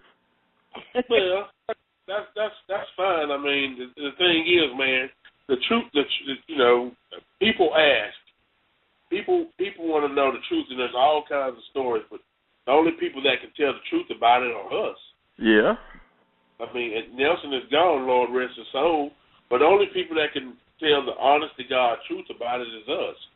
And like I said, if you had asked me a year ago, I would have blamed all those people because there was issues with all those people. But in hindsight, you can't. We have to look at ourselves. What role do we play in it? It's kind of like being a drug addict. Until you admit that there's a problem, you can't get help. Hey guys, I didn't mean to cut you off there. He is back on. We have actually Evan Prout calling in. Okay, put Evan on. Hey guys. Okay, Evan, you're on now. Go ahead. Hey guys, what's going on? Hey Evan, how you doing? Good. I do apologize. I got a little tied up, ended up working a little late tonight, so I apologize. Yeah, you missed the roundtable, but me and Felix and Mo of Men on a Mission are on right now, and we're having a heart-to-heart, in-depth discussion about the years of Men on a Mission. You have any questions that you want to ask me and Mo? Because, I mean, this rarely happens when we're on the radio together live. And, this show, the recap, we had a roundtable discussion earlier about the state of wrestling, which I really wanted you to be a part of. But now it's shifted into discussion about me and Mo on my inaugural broadcast here, me and Mo discussing who Men on a Mission is and who we are and everything like that. And so if you have any questions, that you may have always had about MOM, Men on a Mission, feel free. And this is Evan Prout from Under the Mat Radio. We want to welcome to the show. So, Evan, go ahead. Any questions? Hey, what's going on? First, I just want to, thank you, Oscar, for, letting me be a part of your show. Want to give big ups to Mo, for the first time we got to talk. I want to say hello to you. Appreciate it. Definitely. I want to know, too, how coming to Men on a Mission, I definitely know growing up with you and with the both of y'all, and the late Nelson. How did that angle? I remember when Nelson had leg dropped the Undertaker, and had Crow, him and Yokozuna kept leg dropping his face, leg dropping his face, and as a kid, I thought everything was real. Was that legit? Did Taker's face actually get crushed, or was that just kayfabe? Actually, it didn't even happen there. We were, of course, Nelson. We were in Providence, Rhode Island. Mm-hmm. The night before the show in Providence, Rhode Island, there was a hockey match, of course. And so the arena is still iced over. So what they do is they just cover it with plywood, right? Mm-hmm.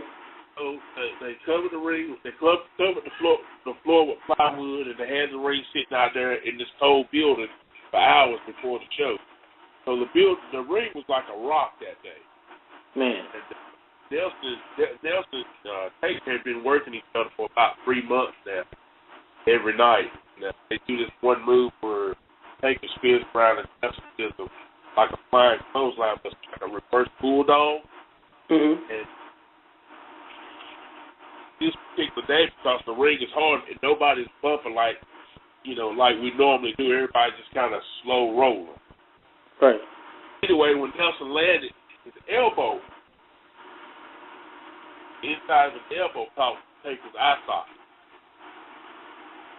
and he cracked the orbital bone. Oh, man. Legitimately, his orbital bone got cracked that day. And he ended up having to have surgery. Oh, okay. So that's how they So they created the storyline, him and Yoko doing the leg drop deal to give Taker the reason to come back in the gray mask. Remember he had to come back in that gray mask? Yeah, I remember that for the Survivor Series. Yeah. That's where that came from. Yeah, Undertaker. He didn't take that too well, did he? To be honest with you, man, I didn't see any kind of real outburst on him about that situation. I've seen an outburst on him about another situation, but that particular situation, I didn't see an outburst on him. No, what I'm saying is, I'm willing to bet that the outburst over the Henry Godwin situation, I'm willing to bet that was a build-up, and that started his resentment and him being mad from that situation. Of course. And it lasted years later. I mean, it didn't end when we left there. It lasted years later. Why you say that? I mean, how did that manifest itself?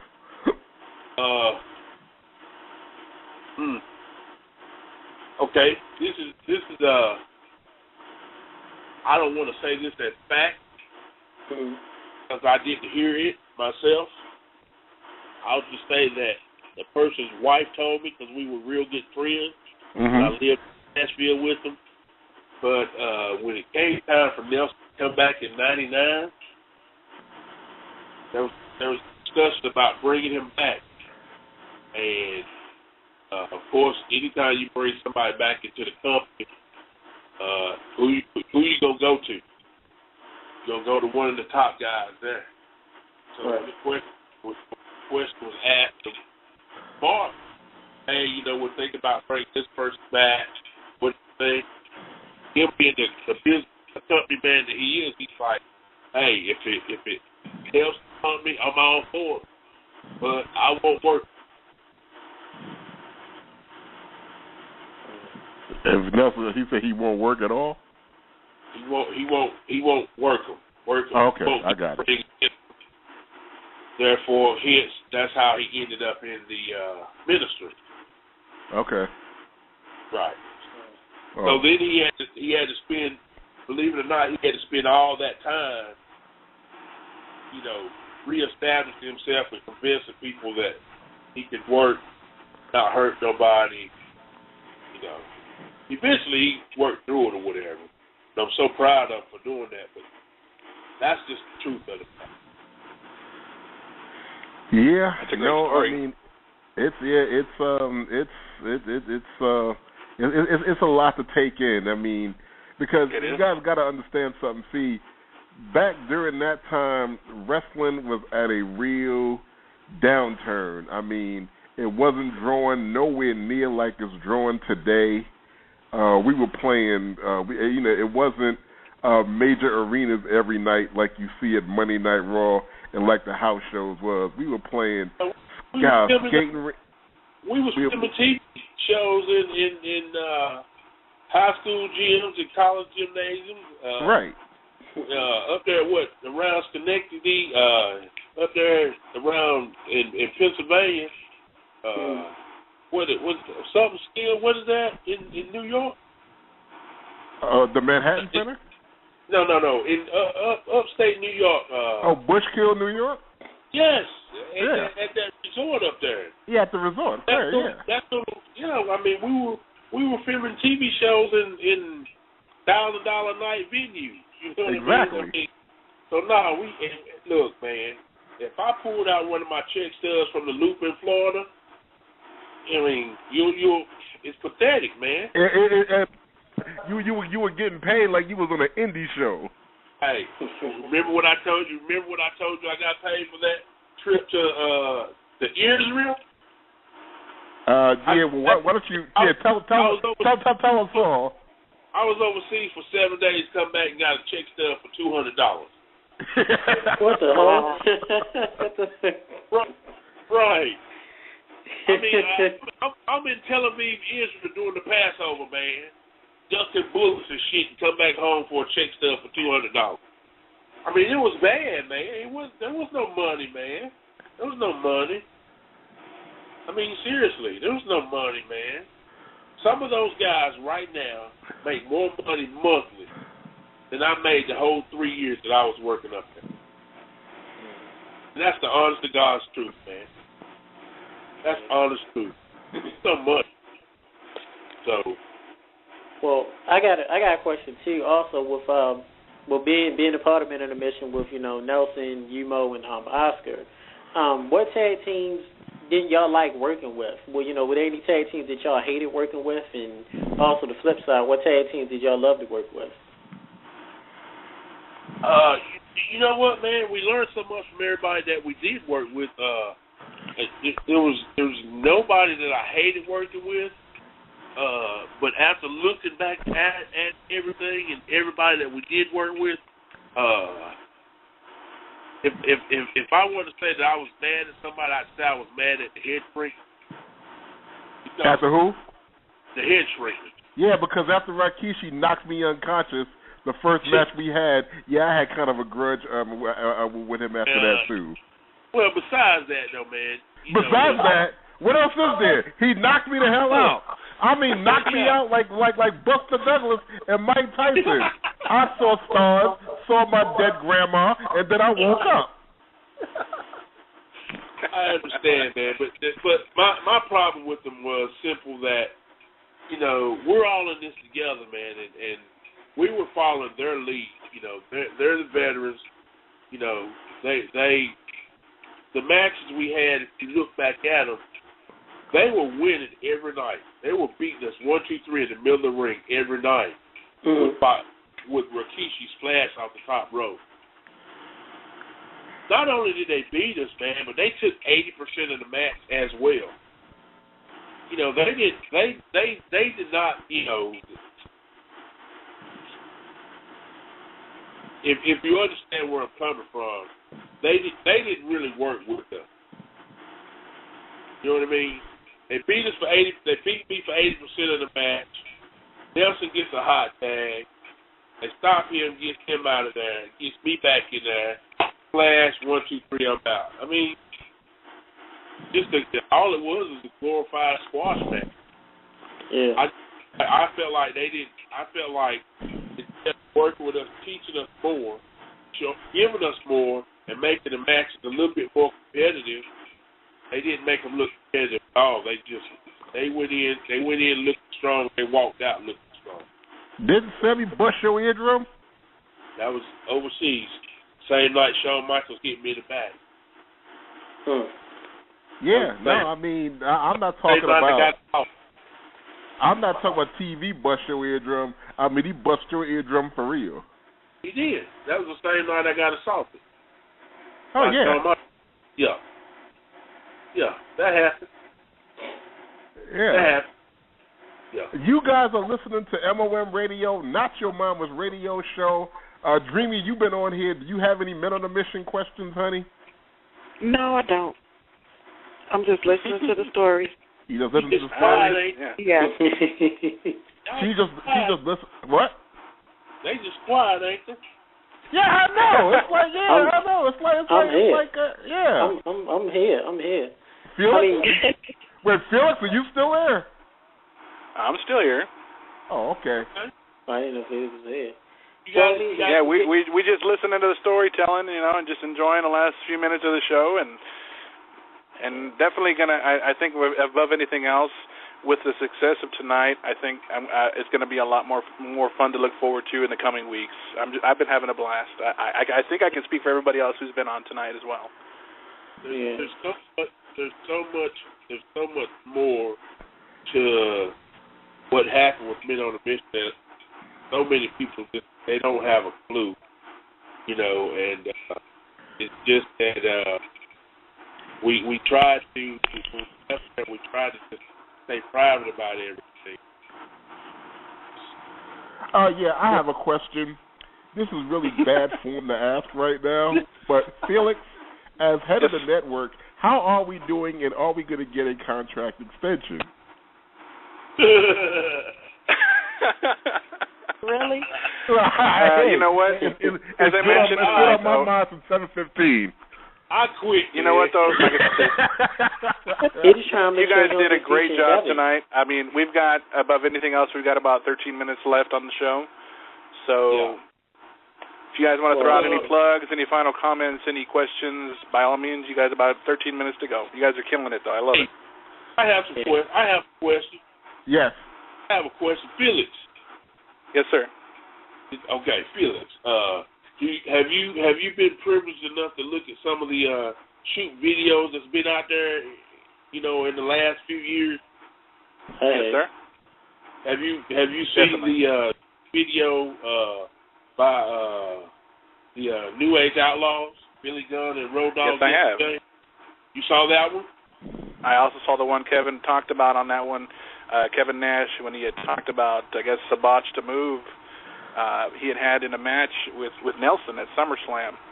I guess he had mentioned something about he had asked Nelson not to drop on him, and I guess he got mad or something.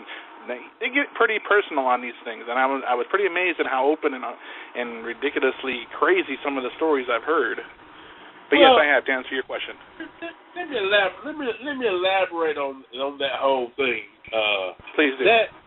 That move that Nelson did, he had Kevin in the rear chin lock sitting on his back, and he did the thing where he stands up, he just drops his butt down on Kevin's butt.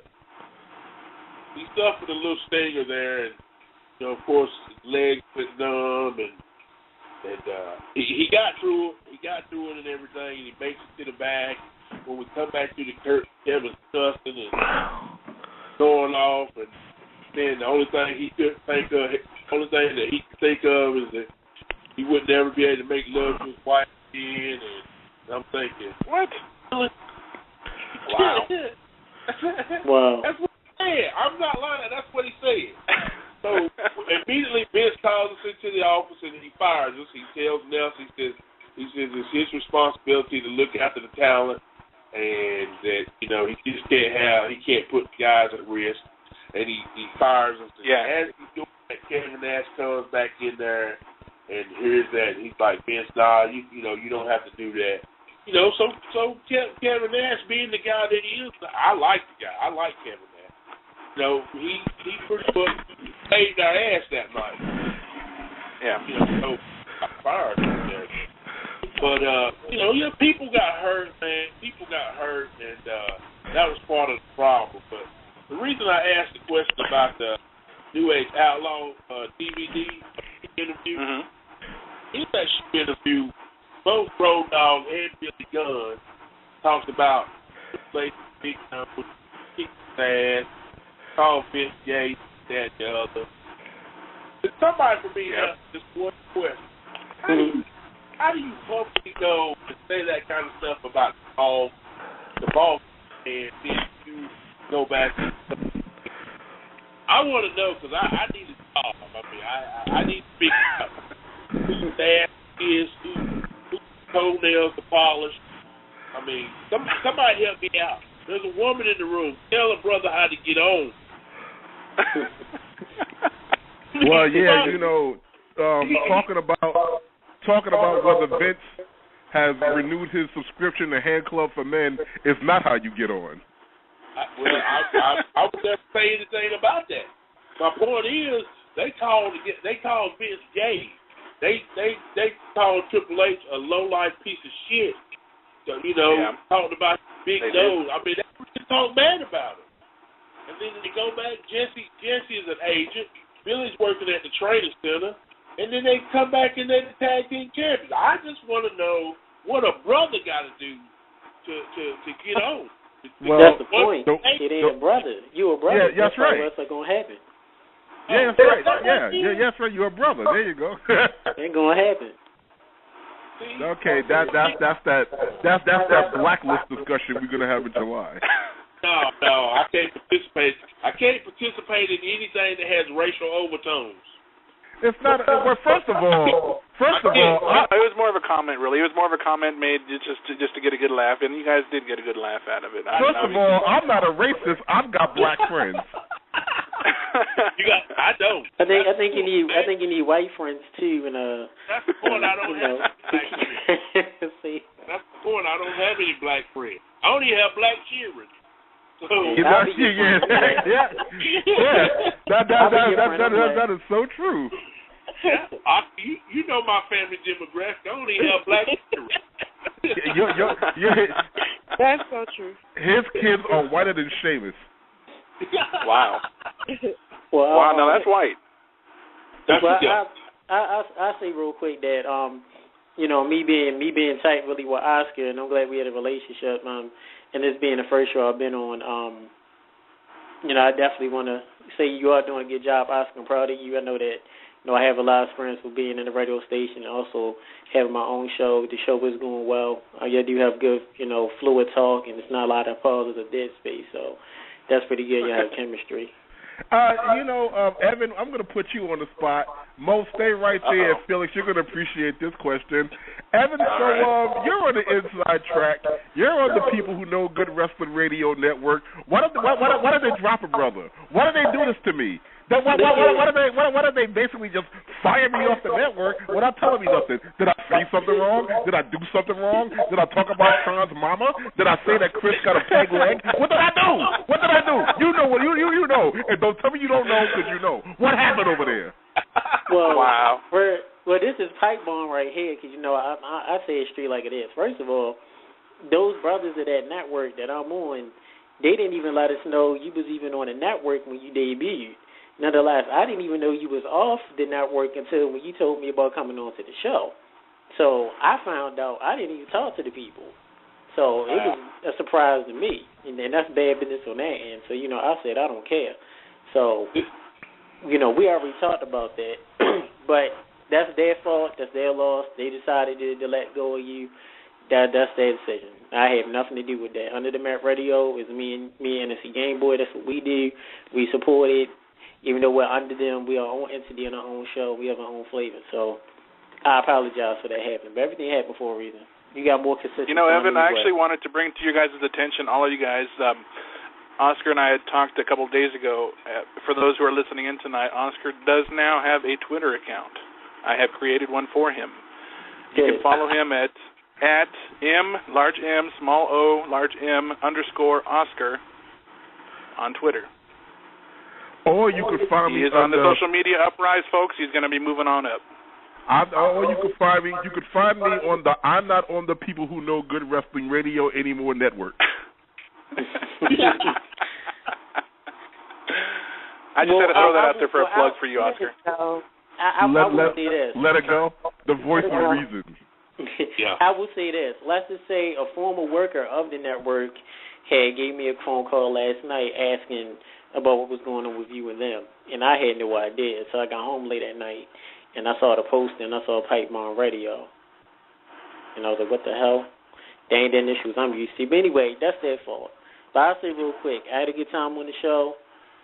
You know, like I said, for us pipes, for us plugs, next week, Tuesday, 6 o'clock to 8 p.m. under the Mat Radio, we will have former legendary eight-time world heavyweight champion, NWA champion Harley Race will be on the show with us. We will also have his show Leland Race joining us. And we will also have current TNA World Tag Team Champions, one half of the champions, the Wolves, Davey Richards. So that's next week under the Mat Radio, Tuesday, 6 to 8 p.m. Eastern Time on Blog Talk Radio. Well, thank you, Evan, for coming.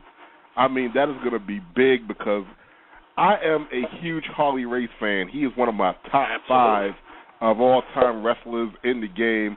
I'm a huge Harley, so I'm definitely going to be listening. Probably going to call in and ask a couple of questions like I'm a fan. I'm just going to say my name is Eduardo. Go ahead and write his number down and don't answer the phone. Yeah, I'm just going to say my name is Eduardo, and I just want to know. I just want to know this, that, and the other thing. If you got an Obama phone, you got one of those government phones, call from that so they won't know it's you. Oh, yeah, there you go, yeah. I'm eligible for food stamps, so I can get me an Obama phone. Yep, cash assistance, TCA, all of that. And also coming up to you the following weekend, following Tuesday the 17th, I have Lanny Poffo. And he'll be doing the whole Love Lanny. Love Lanny. Oh, I love Lanny, yeah. He will be on. Guys, but before we get out of here, can somebody tell me where to go and apply for Medicaid? Yeah, I can tell you. www.yourblackassaintgettit.com. Is this the same person that's trying to get with WWE, trying to figure what a brother need to do? Yeah. I stopped trying to figure out a long time ago. No, hey, wait a minute. Do you not remember me calling you today from dialysis asking you that, Oscar? Yeah. What's the brother got to do to get on? Yeah. Yeah. And I told you what I'm telling you now. I don't know. Yeah, use Google. Google? Yep. Google that works. Yeah, Google. Google what? How to Google get Black. What you think? How to get Medicaid. Google Black. How to get a damn job somewhere. Barrel of laughs tonight, guys. I think you guys are doing great. Oh my Jesus. What did Vince say to us when he called us in the office? He said, I want to tell you guys what it is I've been hearing. Translation, let me tell y'all black ass one damn thing. Didn't he say something like, I think men on a mission need to take a hiatus? Yeah, exactly. Translation, let me tell y'all black ass one damn thing. I looked at Vince and I'm like, Vince, I'm from McKenna. What the hell does hiatus mean? Your black ass was getting ready to get fired. And we did, too. Exactly. Yeah. Till I saved the day. You're welcome. Thanks, man, for that cheeseburger analogy. Not a problem. All right, we're going to wrap it up here at MOM Radio. I want to thank Evan Prout for coming on from Under the Mat Radio, Evan Ginsberg from Legends Radio, Joe Brewer from New England Fan Fest 4, and Mo from wherever the hell he come from, and Felix Almeida, Pipe Bomb Radio Network. I want to thank you guys. Next week, I don't know who, I'm unprepared like Evan Prout. He done told you everything he's doing till Christmas. I don't know who the hell's coming on next week, but we are going to have a good show. Hey, I got one definitely last stay tuned, guys.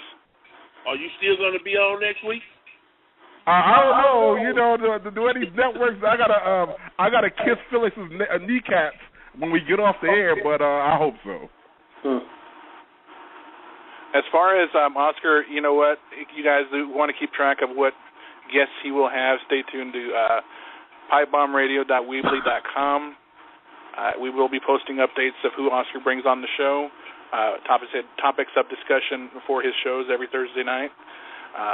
definitely you'll find us there. And have any question as far as the Twitter, as I mentioned, at MOM_Oscar. If you guys want to follow him on Twitter, he's there. I've definitely made that for him, and he will be getting familiar with the social media aspect. Because I know nothing. Yeah, I'll work with you on that. Don't worry about it. Yeah, I'm still on black and white TV, even 4 channels. So I'm definitely going to get with Twitter. No worries. Any final thoughts you guys want to talk about before we go? No. Yeah, just about wrap it up. Anything you got, Mo? Hey, I just want to thank you guys for letting me come on. I appreciate the forum. It's always good to have an opportunity to speak and just get things off your chest and shed a little light on what actually happened. Hey, man, as far as I'm concerned, this is MOM Radio. This is your show, too. So anytime you want to call in, my brother, please do. You do now know the number, too, so you can. I'll try to do that. Dreamy, you're part of the show. Any last thoughts? And don't be like, I'm just listening. You know that's what I was going to say. I have nothing else to say.